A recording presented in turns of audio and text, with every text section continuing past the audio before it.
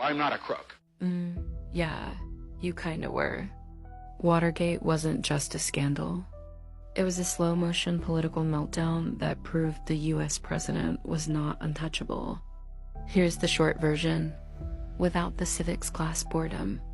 In June 1972, 5 men were caught breaking into the Democratic National Committee headquarters at the Watergate complex in Washington, D.C. They weren't random criminals. They were connected to President Richard Nixon's re-election campaign.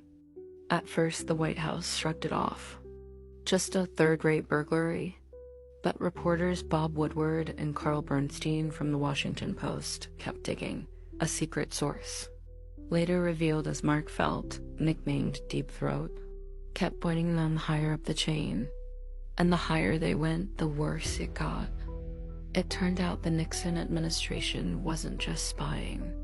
They were sabotaging political opponents, using federal agencies as weapons, and most damning of all, covering it up.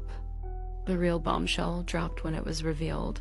Nixon secretly recorded conversations in the Oval Office. Congress demanded the tapes. Nixon refused, then partially complied, then claimed executive privilege. But when the tapes were finally released, one thing was clear. Nixon knew about the cover-up and helped direct it. The Supreme Court stepped in. Articles of impeachment were prepared for obstruction of justice, abuse of power, and contempt of Congress.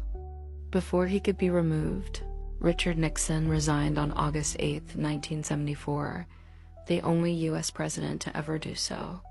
Watergate shattered public trust in government. It proved that the president could lie, abuse power, and be held accountable. It permanently changed journalism, politics, and how Americans view authority. So yeah, Watergate wasn't just a break-in. It was the moment America realized the system only works if someone is watching.